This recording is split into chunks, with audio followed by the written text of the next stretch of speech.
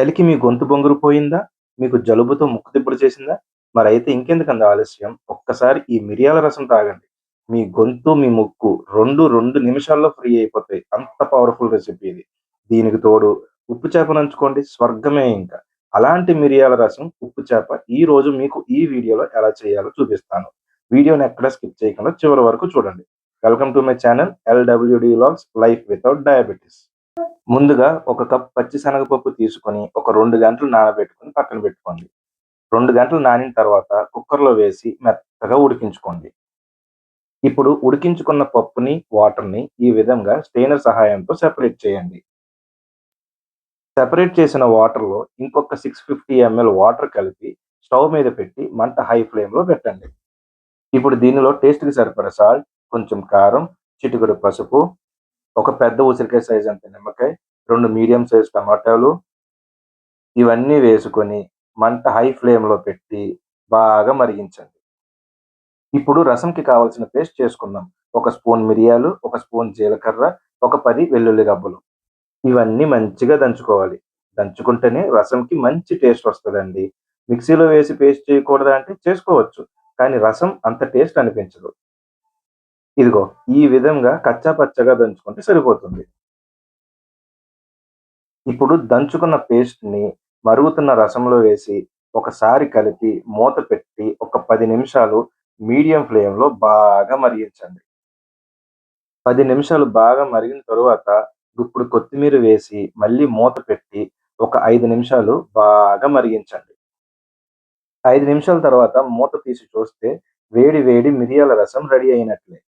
ఇప్పుడు తాలింపు రెడీ చేసుకుందాం. కడాయిలో ఒక 2 స్పూన్‌లు ఆయిల్ వేసుకొని, హాఫ్ స్పూన్ జీరా, హాఫ్ స్పూన్ ఆవాలు, కొన్ని మెంతులు, ఒక 2 ఎండుమిర్చి, 2 వెల్లుల్లి రబ్బలు, ఒక రబ్బ కరివేపాకు. ఇవన్నీ హై ఫ్లేమ్ మీద నల్లగా మాడిపోయినంత వరకు వేయించండి. నల్లగా మాడితేనే రసంకి మంచి టేస్ట్ వస్తదని గుర్తుంచుకోండి. ఇప్పుడు బాగా మాడిన తాలింపులో మొత్తం రసం అంతా ట్రాన్స్‌ఫర్ చేయండి. ఎప్పుడూ కూడా తాలింపుని తీసుకెళ్ళి రసంలో కలపకండి. రసంని తీసుకొచ్చి మాత్రమే తాలింపులో కలపండి. అప్పుడే రసంకి మంచి టేస్ట్ వస్తది. ఒకసారి తాలింపులు బాగా కలిసేలాగా కలిపి మూత పెట్టి పక్కన పెట్టండి. ఇప్పుడు ఉప్పు చేపల ఫ్రై రెడీ చేసుకుందాం. ఇక్కడ నేను సావడాలు తీసుకున్నానండి. ఇంగ్లీష్‌లో రిబ్బన్ ఫిష్ అని అంటారు. దీన్ని బాగా క్లీన్ చేసుకొని పక్కన పెట్టుకోండి. ఇప్పుడు కడాయిలో 3 స్పూన్‌లు ఆయిల్ వేసుకొని, చిటికెడు పసుపు వేసుకొని, క్లీన్ చేసుకున్న ఉప్పు చేపల్ని ఒకదాని తర్వాత ఒకటి వేసుకోండి. లో ఫ్లేమ్‌లో ఒక 10 నిమిషాల పాటు కదపకుండా అలాగే వదిలేయండి. 10 నిమిషాలు అయిన తర్వాత చేప ముక్కలన్నిటిని తిరగవేయండి. తిరగవేసిన చేప ముక్కల్ని ఇంకొక 5 నిమిషాలు లో ఫ్లేమ్‌లో వేయించండి. ఈ స్టేజ్‌లో చిటికెడు ఉప్పు వేసి చేపలన్నిటిని ఒకసారి బాగా కలపండి. ఇప్పుడు మీకు నచ్చినంత కారం ఆయిల్‌లో వేసి ఒకసారి ఉప్పు చేపలన్నిటిని కారం కలిసేలాగా బాగా కలపండి.